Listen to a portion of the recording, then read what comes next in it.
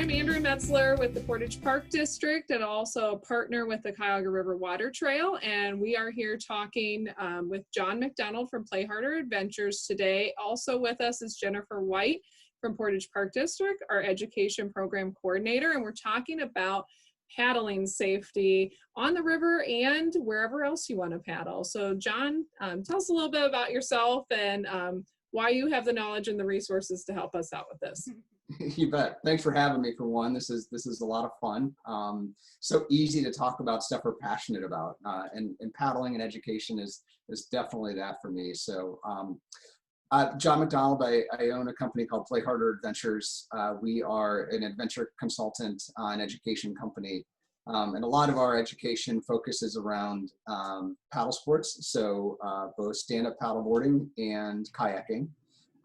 We're a stakeholder partner in the Water Trail, and really excited to share some of the content and knowledge.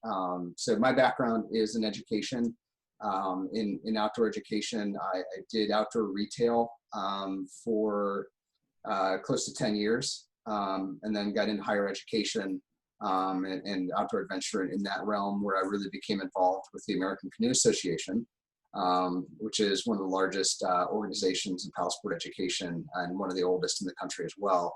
And it started out as canoe, so American Canoe, but we do everything else as well. So kayak, paddleboard, raft, adaptive paddling, or what we now can call universal paddling, teaching people with disabilities. And I am an instructor trainer for the ACA in kayaking, as well as adaptive paddling. So I certify other people to be instructors. We spend 2 or 3 days going through those types of courses, as well as just do basic education courses. So river skills. My wife is a paddleboard instructor, so she does a lot of the paddleboard instruction for the business. And it's a lot of fun. So we teach a lot in this area, but then travel as well, teaching all over Virginia, Michigan, done presentations and education courses internationally as well, in Sweden and in Hong Kong. So I've had a good opportunity to paddle around and teach other people, and it's a great time to be able to do that. Paddle sports is a really great way to physically engage and engage with the environment. You know, it's really cool to see everything that Portage Parks is doing, and your involvement in the Water Trail, and how much you're really engaging with the community to provide safe and fun and educational experiences out there. Thank you. So about the Water Trail, how long, the Water Trail story is long. It was a tough road to get there and to get that 13th Ohio State Water Trail designation. How long were you involved? I have 3 years under my belt, but I know there were lots of people working very hard towards that designation for a very long time. So what's your background on that, just a little bit? I remember my first Water Trail meeting, I believe it was in 2011. Wow. And it was as this was starting out, this conversation was starting, and you know, from there, not involved a lot until recently, the last couple of years. There seemed to be a need, and education and safety was a lot of the conversation. So I think I kind of got pulled into it at that point. Before I just want to start at the square one. I want to go on the water, and I want either a canoe or a kayak, and I have no idea what I'm doing.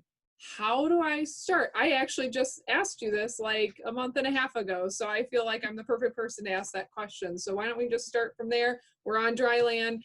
What do we do next? Yeah, so I think it's important to kind of take a look at what you want to paddle. You know, like what kind of water you want to paddle. Like end game, you know, hey, I might want to get into whitewater. I might want to do sea kayaking, or I just want a rec boat to tool around. And it's not that you can't get a rec boat and head down the river in some sections. You can totally do that. But you want to make sure that you're getting the right craft for what you want to do. So I think that becomes like first and foremost, like let's figure out what we want to do. And then start to narrow the focus of what that boat is. You know, what's the perfect boat. And if we stick with kayaks, like it runs the gamut of everything from like 9-foot boats to 17-foot boats, and everything from a sit on top to a sit in. So you get a lot of variation as to the style of boat, and then you get different like genres break offs. Things like kayak fishing boats, like really cool boats set up, they're decked out for fishing. But if you're not going to fish, you don't need to make that investment, right? Right. So I think it's important to take a look at what you want to do, and then start to narrow that down. And a good way to do that is your online research, but getting in a boat, seeing how it fits and seeing how the seat works, seeing how comfortable it is, and go to a good retailer. Go to REI, go to Appalachian Outfitters, go to somebody that carries a wide variety of boats, and then you can start to check out styles. So if we talk a rec boat, I'll show you my little rec boat. Yep. Rec boat is, usually you're in the 9 to 12 foot range to start. If you're going to go in the river, go with something a little shorter. And they're pretty flat on the bottom, pretty flat line through here that we see. So really designed to be on pretty flat water, as compared to a whitewater style boat, super curvy, what we call rocker, right? So it can be pulled down the river as you go down the river, and usually shorter. So a lot more expensive though. So you're starting out in your rec boat at like, I don't know, $300, and your whitewater boat at $600-700. And the reason is you're getting into a craft that really is the durability of it and how it's going to function in the water for safety. So you don't want to take a rec boat down class 3 plus whitewater, because you could get stuck in the boat. It's not designed to function that way. So it becomes pretty risky. And so that kind of starts to get you into some basic craft, what you want to do and what you want to buy. Personally, don't recommend brands like Pelican or Sun Dolphin. I think that there's just better kayaks out there for not that much more money. I had a question in regards to sit on top versus sit in. Is that, what are the differences as far as, like, there's obviously a comfort difference, but is there any sort of safety difference, or should we not take a sit on top down the river versus, just on like a lake or a reservoir or something like that? No, great question. There are sit on tops for every type of water. So you can get ocean kayaks that are sit on tops to river boats that are sit on top style. So a lot of the same design principles go in as far as the structure and curve of the boat and how it functions either on the river or on flat water. Because I'm going to go back to the whitewater style. If I put this on flat water, because it's got so much rocker, it only sits on the water like right here. Mm-hmm. So it spins a lot. So it's really a pain in the butt on flat water, unless you have what's called a skeg that drops down at the bottom and gives you ability to track. It elongates the length of the boat in the water. So, that's where getting the right craft can be a good thing. And I paddle a crossover boat that has a skeg. It's more of a whitewater boat. It's got a little drop skeg. I get in flat water sections. I can put that down and just shoot straight line with that skeg down. I get into more moving water and just the skeg retracts. I pull it back up and we're cruising. So, sit on tops or it can be the same way. And the advantage is that you're not worried about that entrapment, getting stuck in your boat, which if you can get some skills, you can do what we call a wet exit, which is just capsizing comfortably and safely to get out of the boat. So big fears, I'm going to get stuck in my boat. We can easily show you how to not get stuck in your boat and how to practice that and be safe in doing it. So it's actually really fun on hot days, right? Hop in the water, swim, learn how to get back in your boat. But a sit on top, you can hop off. They usually have holes that are self-draining. And then, so if you do flip over or if you do come off your boat, you just flip it back over and get on. So that's one of the big advantages. It's kind of like a paddleboard. Yeah. You don't have to pull it over and empty it out to get back into it. Gotcha. I had a quick question about length. John, you'd mentioned about having that shorter boat, versus a longer boat. Yep. If somebody was looking at length, what would be the advantage or disadvantages, or what would be the applications of the shorter boat versus the longer boat? Cool. Yeah. So your longer boat is typically, so if it's longer or narrower, so take a sea kayak. So, the other extreme from a whitewater boat, they're long and they're narrow. So they track really well through the water. And they, if you're in the sea, they'll bridge wave to wave. So, instead of crashing down, you can kind of glide through and be on top of things. So they're designed to track and move through the water. Your shorter boats, your river boats, are designed to turn and pivot a lot because that's what's happening in the river, right? We've got to get around rocks, we've got to get around obstacles. So we turn and pivot and kind of cruise down the river. And then, your wreck boat falls in between that. So you can get a wider, more comfortable recreational kayak that's 12 feet or 10 feet, and that provides still some decent tracking. It's not going to be as quick as a sea kayak, but it's not going to be as short as what was considered like a play boat. Play boats can get like really short, like 6 feet short. Who's getting the play boats? Are those people that are just more skilled in how they kayak and where they go? Yeah, exactly, Andrea. So it's going to be folks that, have, it's probably not their first boat. And if they've got a play boat, the odds are probably in the favor that they've got 2 or 3 kayaks. So they've got their bigger boat for bigger water, when the river is bigger, and they've got these play boats that they can get into smaller spots and just really have a good fun time surfing waves and doing tricks and whatnot in different river sections. So 2 things. One, I've got my PFD on. Yeah. So that I can be safe. So we want to talk a little bit about some of the other accessories that we need before we're out in the water. And then also the state of Ohio, most people don't know, requires you to register. Right. I've had friends like, wait, you have to register because of COVID, they were low on stickers and the BMVs weren't open.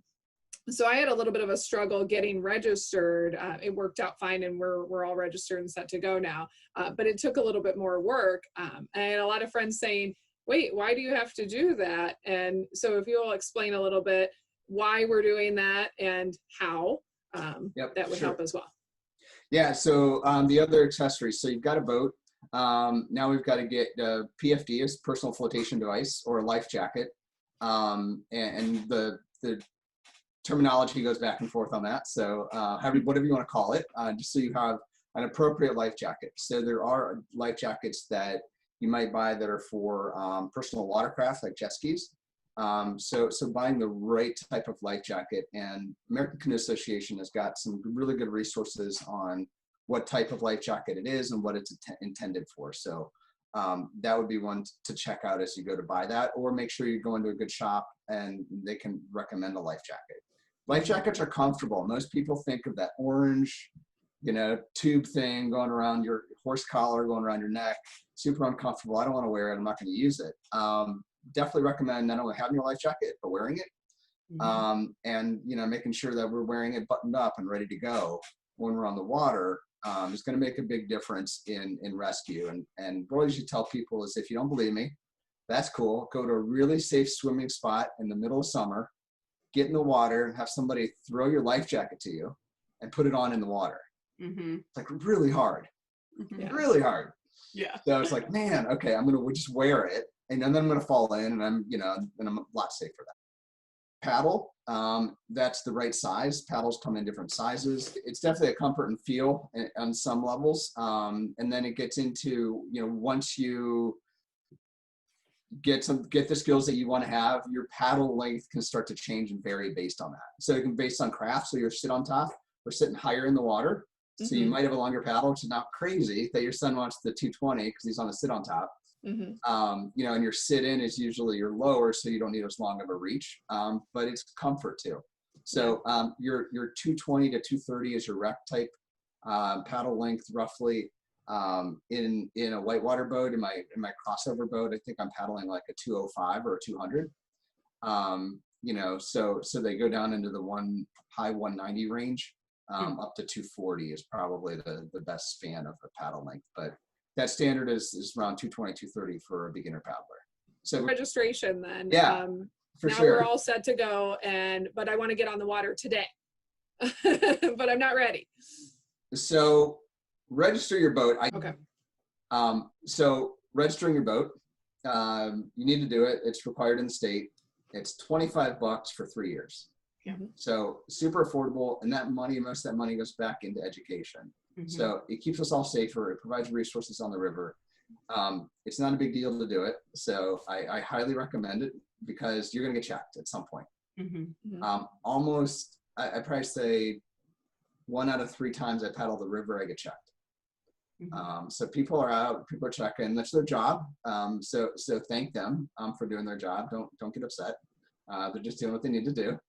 But get your registration. It's what's called you can do what's called an alternate registration. So instead of putting those big OH numbers down your boat, the alternate registration puts all that on one sticker. So I would recommend during all this COVID stuff, if you're going to buy a boat, go online, download the form. You can type in the form, have it all ready to go. It is a check or cash when you go in to do it, if you're doing it at the BMV, or you can go to the watercraft office and get your boat registered. Pretty easy, and it renews every March. What if you don't have the origin? Like, what if you bought it from somebody else and they didn't give you that little title, if you will? What do you do then? You can go back to the boat manufacturer and see if they'll give you a reprint. Okay. Of the MSO, or you can see if I don't know if the watercraft office or the BMV keeps a copy of that or not. Okay. So those would be the 2 options. I know you can do it. I know people have bought boats and had to do that. It's a bit of a process. Additional flotation for your boat. And it's like, what do you mean the boat's going to float? And most boats do, I think. We hope so. But most boats come with a little bit of built-in flotation. So it might be a sealed bulkhead. So you might have a sealed area and a dry hatch where you can put equipment. You've seen that. Or you might have some foam blocks that are pillars that add structure into the boat that are also designed to help it float. But if you go out and you end up swamping your boat, now all that volume in there is filled with water. And we've got to get that water out to get you back in, or you got to swim the boat over to the side, lake or river, or wherever you're at, and empty it out. One way to avoid that is putting in some float bags. And float bags you put them in, there's like a straw, and you blow it up, and that displaces the water. So after somebody's done a few rescues and emptied out, 60 gallons of water out of a boat, it's like, man, I can displace half of that with some float bags. I'm going to buy some float bags for $40. So now we've got our boat registered. We've got the boat and then all of our paddling equipment, but you got to transport it. So it's like, I think people get to that point like, oh man, how am I going to get my boat home? Yeah. How am I shoving this in my car to get it home? Yeah. And I think transport's a huge deal. I've seen some pretty crazy stuff out there is how people are making some homemade racks. And getting their boats to the waterway. But think about this, it's a pretty big fine, and it's not even like the fine, but like your boat comes off your car, you can do some pretty big damage. It's a giant missile up there. So invest in a good system so your boat's secure. And there's a lot of good stuff out there, and it's well worth it. I've had rack systems that have lasted a long time. If you're not going to use your rack system, take it off in the winter. Makes it last a lot longer around here. But really get something so that it's easy. And if it's easy to transport your boat, you're going to go paddle more often. Make sure it's tied down. Anything over the windshield should have the bow line going down to your bumper or to some sort of tie-in. So there's all sorts of cool little gadgets you can buy that you can just close into the hood of your hood, right? Yes. Yeah. There we go. Hood, whatever. Close into the hood or the trunk, depending if you're doing the bow and stern line. So you don't have to go all the way over the bumper, but cool stuff Yeah. out. So what do I need to know if I'm going on a river that I'm unfamiliar with, as far as like locations are concerned? Or you mentioned rapids, and this is kind of the reason we're doing this is for the Cuyahoga River Water Trail, but also for other people to use as well. So I can mention that there are rapids class 4 and 5, if I'm correct, along Yep. the river. So it's important to know where those are and where you need to get out. So if you'll just talk a little bit about how you plan that, and they can reference our website for more information on how to get that information as to where to put in and put out. But what's basic knowledge that I need to know? Cool. Yeah, so I think it's the cool thing about the Cuyahoga, especially with the water trail, is the water trail map is awesome. The website gives section by section. It shows all the put-ins, what they look like, how close the parking is. So getting there is easy, and understanding the hazards that might be present. That's the interesting thing on a river, is the hazards change. High water moves stuff downriver. So you've got to be careful with that. So water conditions, one of the first things that I think of. So where am I going to find that information, and what does it mean? So that's the big deal, is through the Water Trail website. You can find water condition links that are there, or there's different apps you can use to find that as well. So River app is one of those. You can download that, and then you can download rivers that you're interested in, and it collects all the river gauges, and you can then see what that data is. So two things that we see when we look at water conditions are flow, cubic feet per second, as well as water height. So gauge height. And every section's different. And that's the neat thing about the Cuyahoga is I was paddling in the flats last night, and that section's 20 to 70 feet deep because it's a shipping channel. Whereas, down here, we're right now probably under 3 feet. We haven't had any rain. The river's going to be really low. And so that's going to vary in height of if we're going to paddle. And are we going to be paddling, or are we going to be walking our boats? Right. Or is it really high and we probably shouldn't be out?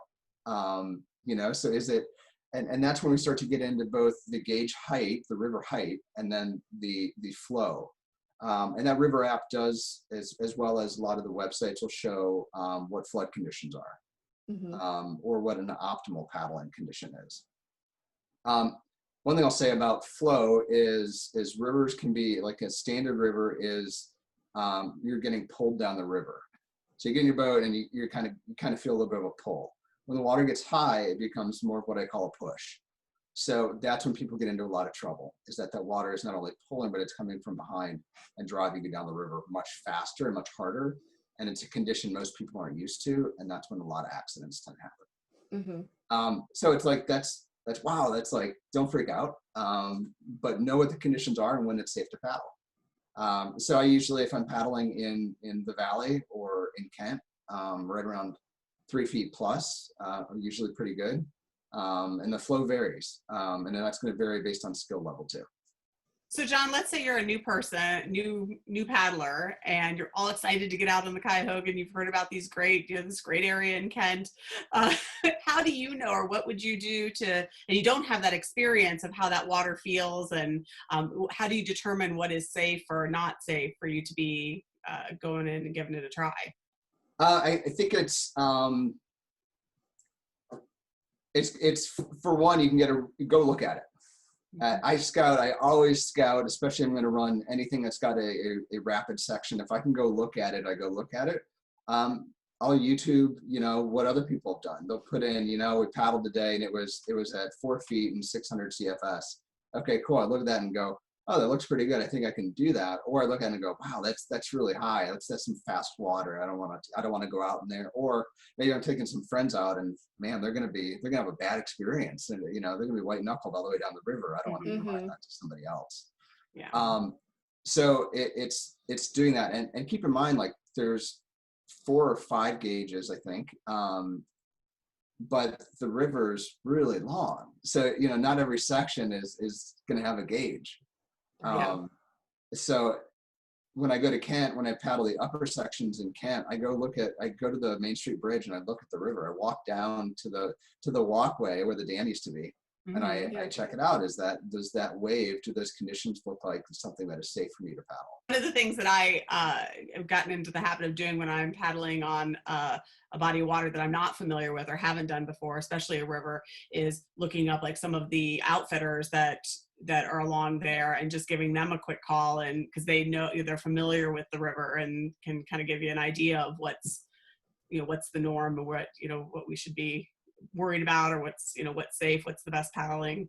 Yeah, it's a great point, Jen. I mean, you can check out their social media pages too. If they're like, hey, we're not running today, it's a telltale sign of maybe you should go out.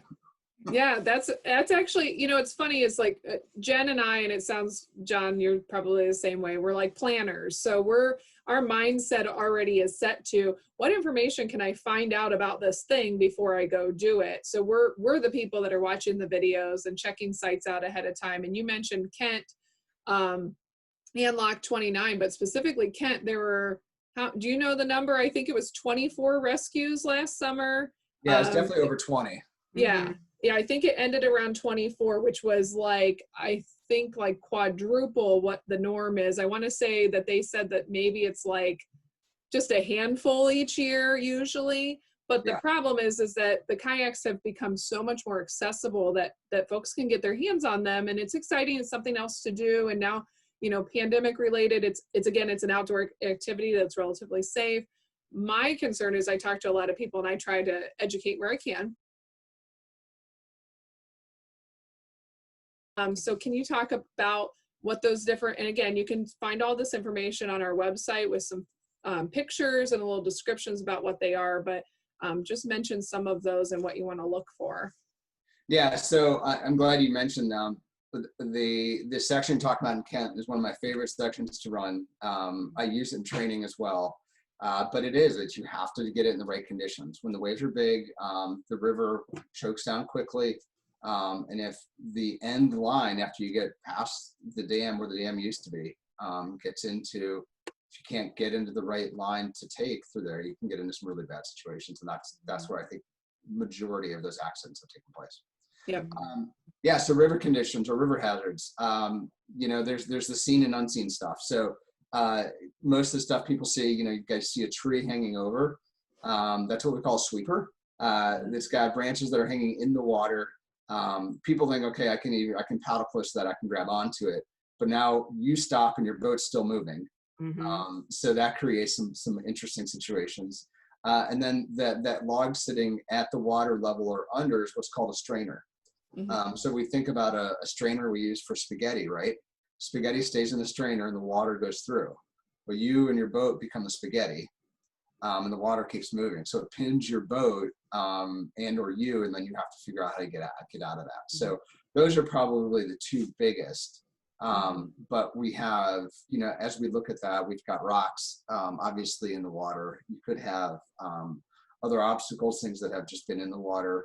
There could be other tree branches. There could be rebar. And all this stuff is manageable if you figure out and know how to read the river, what you're looking for and what line to take, especially when we start to talk about some little rapids, so you don't get stuck. You can easily get stuck on a rock in the river, and then people, so if I asked you, it's like pop quiz, right? You're stuck on a rock. You can't move down the river any further. You're stuck on this rock. Which way do you lean? River into the rock or away from the rock? I don't know. I would say back, but I've leaned back in my kayak before, and that's disorienting. Doesn't seem safe, but maybe you're going to tell me that's the right way. No, so it's like counterintuitive, right? So here's a little boat again. Here's the rock. Mm-hmm. We're stuck on it. The river's pushing us into it. We think we would want to lean away from it, but that's going to dump us into the water. So if we lean into it, the water then pushes us over the rock. Ah. Yeah, see, it's little things like that you don't. It's just in a river, things get a little bit jumbled up into actually what's happening, because you've got the rock stationary, you're moving, the river's moving. Right. So you got to kind of play into that and figure that out. So rocks are a big thing, but if we know how to read the river, if we're looking for what we call our downstream V, and we can figure out then how to plot and work through that. So trees, both in the water and out of the water. So your sweepers, your strainers, your rocks, and then your just curve of the river, crooked river. So there's a lot of turns in the Cuyahoga, and what the water flow is doing within that, and where that creates different rapids. And rapids can be a lot of fun, and they can be safe to run with a few skills to do it. So since you mentioned rapids, can we talk a little bit about the rapids on the Cuyahoga and then also the shipping channel? Because those are kind of the two largest hazards, if you will, that folks that are beginners should not be attempting in any way, shape, or form. You really have to build up an extreme skill set and comfort level before doing something like that. Yeah, so I was up in the shipping channel last night, and depending when you go, you really have to be careful. You have to know what's going on. We carry marine radios, so we know where the boat traffic is. We also, Marine Traffic is an app you can get, and in the shipping channel you can see where the boats are. So they all have to carry indicators, so I can tell where they're at, where I'm at, so I can get out of the way. And I think that's one thing I would share river-wise is general, like there's all sorts of rules of the road. We start talking about boating. If I give people one, it's you're smaller and harder to see. You're also more maneuverable. So a big freighter coming in, get out of the way. Just stay out of the way and stay where people can see you. I was talking with some folks last night, and there's all sorts of kayakers going right up to these boats, and they can't see them. They've got side thrusters that move them in and out of the river, that are pretty dangerous too. So it's like you can navigate those waters. It's just we have to do it safely and have some knowledge. So identified the safest place. Not that they're all safe, but the safest place to be when there is a freighter in the water. So that's the shipping channel. That's about from Rockside Road to the mouth of the river. And there's kayak rental companies up there. There's all sorts of stuff going on up there. It is just an area you need to have some advanced knowledge of, and how to paddle it and when not to. I mean, these freighters are like the size of Terminal Tower or bigger. So they take up a lot, and it's a lot coming down the river. The whitewater stuff. So through, let's see, from about, there's a takeout, and I'm trying to remember which mile marker it is. Right before Burntwood Tavern in Cuyahoga Falls, off of 59. Anyway, that's about the last place to take out before you get into the real whitewater Class 4, Class 5 sections behind the Sheridan. So between Route 8 and the Sheridan, there's a section that has small waterfall drops, and I mean small, or 4 to 6 foot waterfall drops, that you need to have advanced skills and the right craft to run. So if you're a novice paddler or don't paddle whitewater, that's not the place to learn. It's hard to get in and out of it. Jen's like, I am not going. Yeah, I don't do that. I did just check really quick. That's Riverfront Park, and it's mile 47.1. That's easy to scout. I'm not gonna do any rapids anytime soon, but that area is really easy to, like, if you just want to go look, you can easily walk down there and sort of see that little spot. And you're right, it's not really, like, even if I went down there, I don't feel like that's an easy takeout point. Not to mention, then you have to carry your boat like up this little hill, and that's a big ramp back and forth to get out of there. The best place before that is Waterworks. Is probably the best place to come out. Instead of, so you don't have to do that carry. And Waterworks has got tons of parking and it's so you got to plan your shuttle. So first, another thing to mention is a float plan. Let somebody know where you're going. You can do it in some of the apps that I've mentioned. You can call somebody and say, hey, we're paddling the Cuyahoga, this section to this section, and do them the courtesy of calling them when you're done. Right. And if you need to, put it in writing. Yeah. So that they don't forget and go, oh, was that this weekend you were doing that? Haven't heard from John. Right. Yeah. You want to let somebody know where you're going. You want to let them know where you're parking. There's some great float plan resources. Coast Guard app has one in there. Follow a float plan, let somebody know where you're going. So now we know where we're going. We're all ready. Now we need to figure out our shuttle.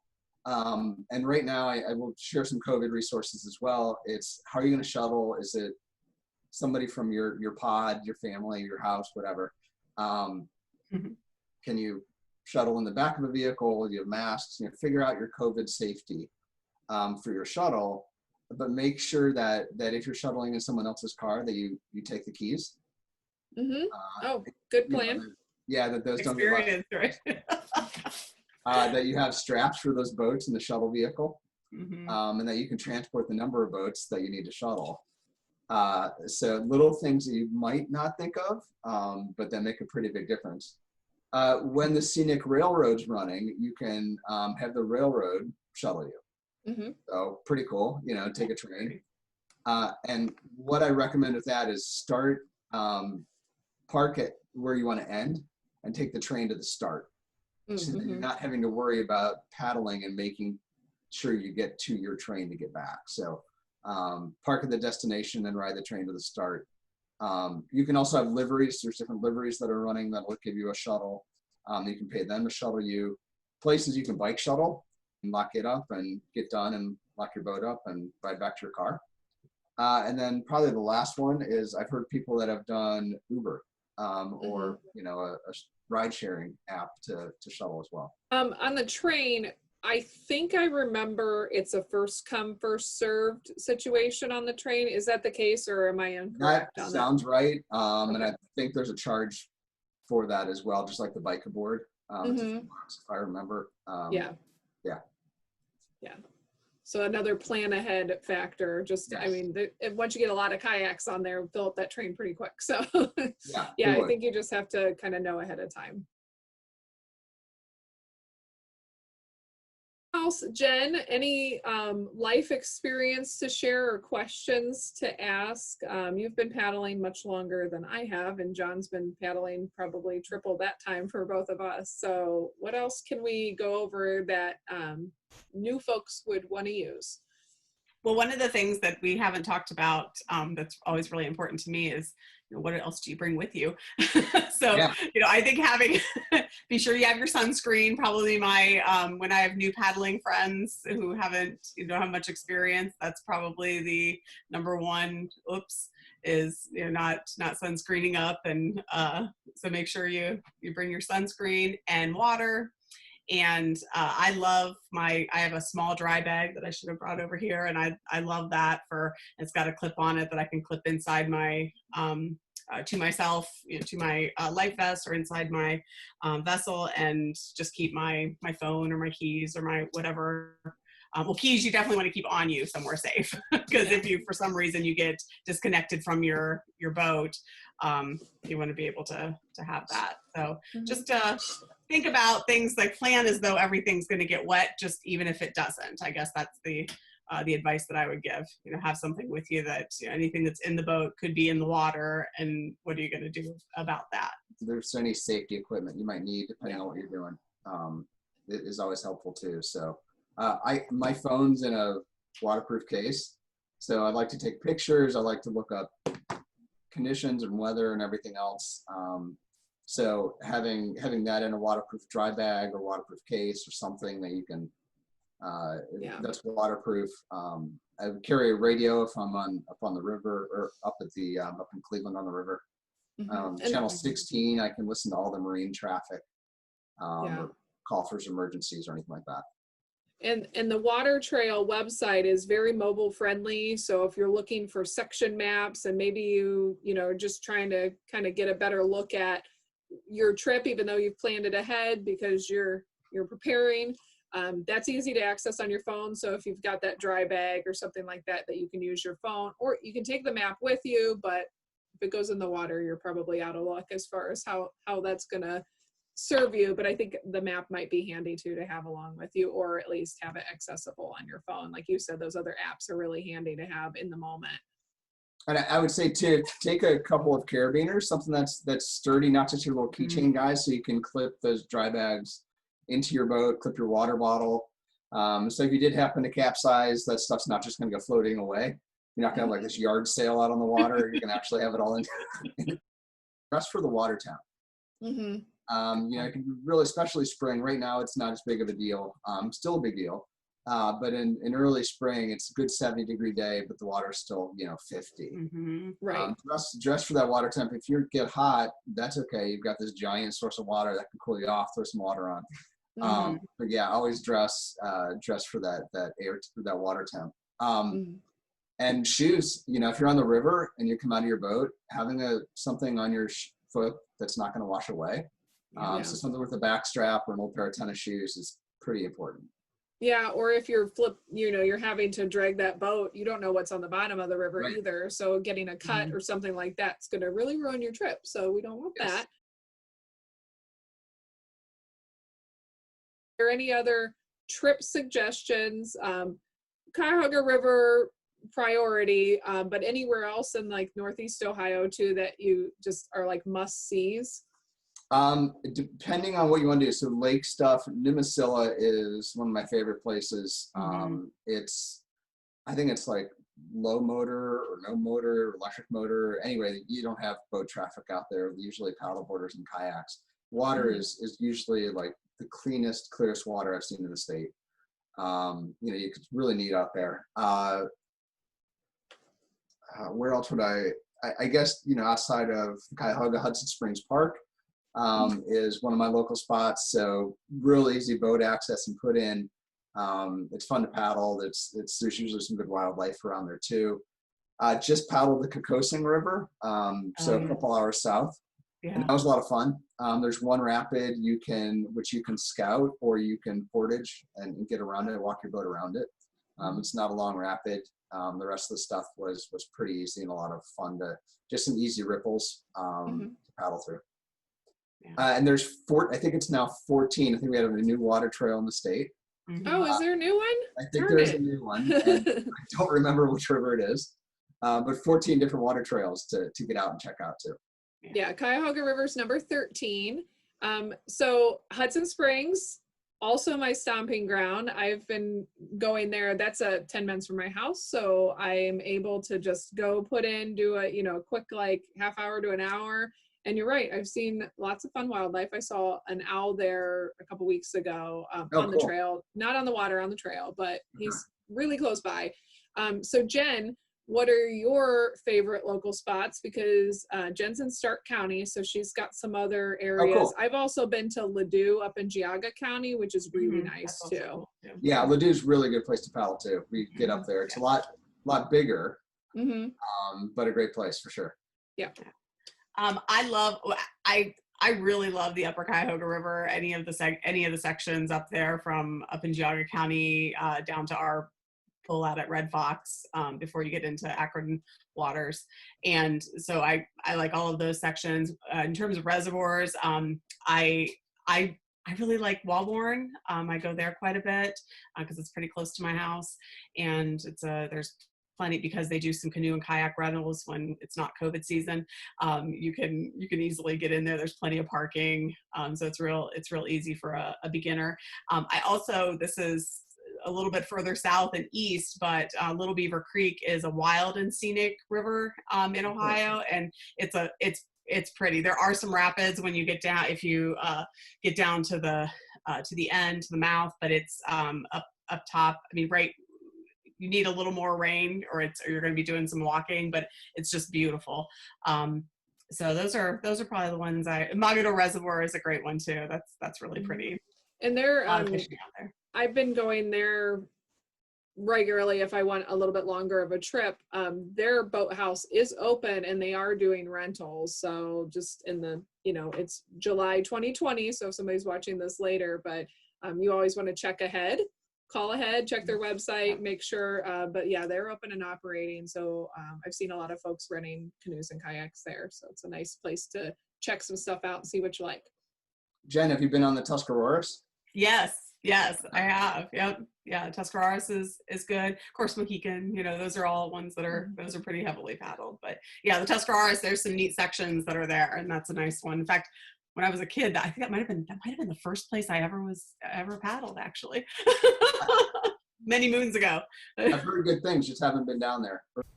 The Portage Park District would like to thank John MacDonald from Play Harder Adventures and the Cuyahoga River Water Trail for fun on the river. Learn more at cuyahoga riverwatertrail.org.